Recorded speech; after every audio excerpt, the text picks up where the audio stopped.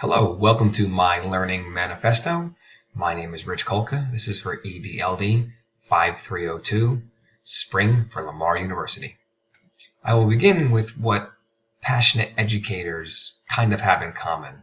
Most teachers become educators for various reasons. They may include working with younger people, wanting to make a difference in their lives, and loving the idea of having someone learn something from them, that aha moment or that light bulb, hence the light bulb at the end of this page here. I am no different than those teachers. Here are a few things that I specifically love about teaching. I like being the focal point of new knowledge. I love to be able to teach them something that they have no idea about, that's completely abstract to them, and then them being able to figure out, oh, that makes sense. I love to be full of energy in first period. I come in fired up and ready to roll. Sometimes they can't handle it, but that's a real enjoyment for me. I love the challenge of making a boring topic interesting, and I've cited an example below. No one really likes to do review sheets, like vocabulary stuff. So instead of just handing out vocabulary or making a Quizlet or something like that, we play a game, a clothespin review game, where they gather clothespins from around the room, have to pull them off of various things, and they make all these terms and have to define them to me. And I keep track of the winners and grade them accordingly. And everybody gets good grades, but the best gets a 10 out of 10, then 9.9 out of 10, and so forth. It's pretty fun, and they seem to like it. When doing some research about other teachers and what they're passionate about, I came across this article on The Guardian. It was pretty cool. It stated 80% of the teachers that responded said they start education to work with young people, and I could say that would be me as well. The second highest response was to make a difference, which I would also agree with, and the third most popular response would be the variety of the job. Well, no 2 days are the same, as everyone in this class knows. Some can be very challenging. Most of the days, though, are pretty fun to be involved with. So what's right about education? First off, the fact that it exists. Now, it wasn't always there for everyone to be able to go to school. As soon as FAPE and IDEA, Free Appropriate Education, and Individuals with Disabilities Education Act came along, it's now guaranteed that everyone, no matter what kind of person you are, is guaranteed a free appropriate public education. And that wasn't always the case. You get a choice of what kind of education you like too. If you want public, you've got public school. You want to go private, you can pay for private. You've got homeschooling, charter schools, religious-based schools, Catholic schools. Teachers make competitive salaries, have pretty decent retirement, and I think the benefits are pretty solid as well. So what's wrong with education today? When writing this list, I felt like I can come up with a lot more things that were wrong with education than were right with it. I don't know if that's a closed-minded mindset and not not an open-minded mindset for that. But here are some listed here. Students being based on SAT scores or ACT scores, standardized test scores. The structure of school hasn't changed itself for a long time. We still have kids in rows or classrooms, and the teacher stands in the front and speaks to them. There's not enough physical education classes per week. I am a strong believer that childhood obesity is linked to many different problems when they become adults. Non-equitable school funding. My school's budget is $85.5 million. The school right down the road where my wife works, that budget is like $35 million. We simply have more resources than they have, and it's just not fair the way that works. There's an increasing poverty level. Students lack sleep due to their cell phone commitments. Cyberbullying and cyber laws and a bunch of social media aspects are not good for education as well. I had the opportunity to interview one of my colleagues. His name is Mr. Burns.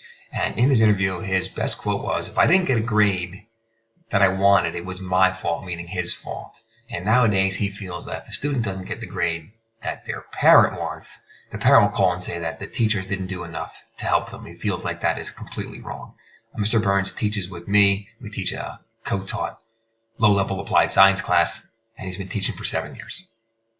Now here's to one of my biggest problems with education today, childhood obesity. Now, I know you can't blame it solely on the school, but I think the school can help a little bit more. As you can see some of the stats here on the right-hand side, childhood obesity is on the rise. 1 out of 3 children in our country are overweight. That goes by BMI, body mass index.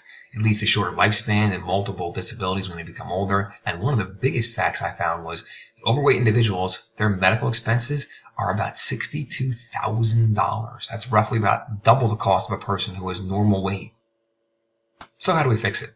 My idea is to schedule more physical education classes. I think you can do it. I don't think it's that difficult.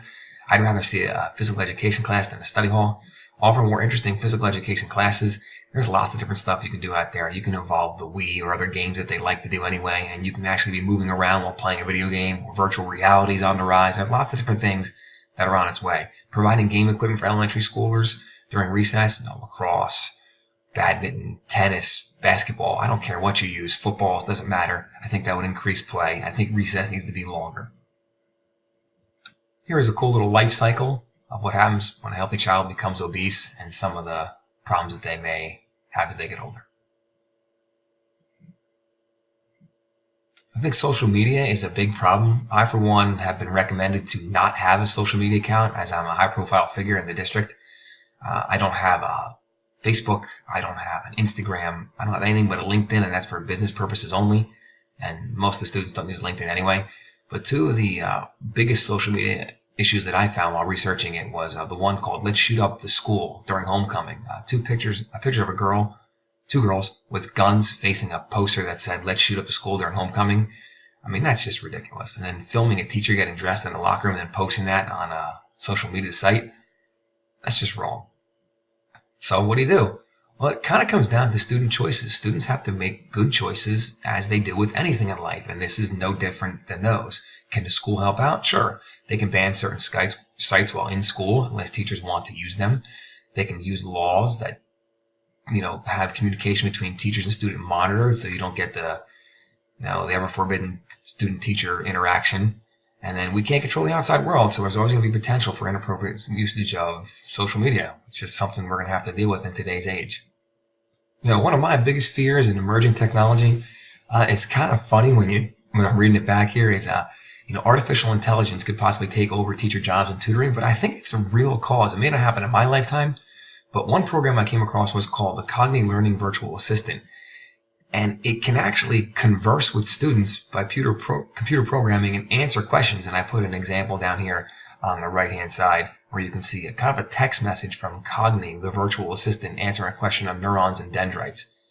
I just don't like that. It reminds me of iRobot. That's kind of scary. And continuing on the emerging issue of technology taking over, we have lots of classes that are online or hybrid now. So I only expect them to be more popular in the future. I mean, heck, I'm doing one now. I'm in Pennsylvania, and I'm speaking to people in Texas, Lamar. So I think it's pretty cool, but I think there's a time and place for it as well. Here are my absolute core beliefs about digital technology.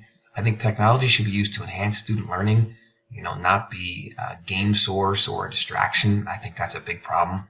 I think technology should be used to increase learning engagement. I think it can be fun. There's lots of apps like Kahoot and Quizlet and all the stuff you can use games on that can be fun for learning. I think technology should be an integrated part of all classes that students enrolled in. Every class should have a digital aspect to it. And most of all, I think that educational technology, digital stuff, should be free.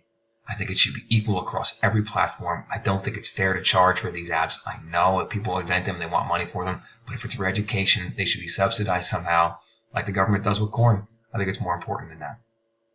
On the next page, you will find my sources. I want to thank you very much for taking the time to see my presentation. Thank you.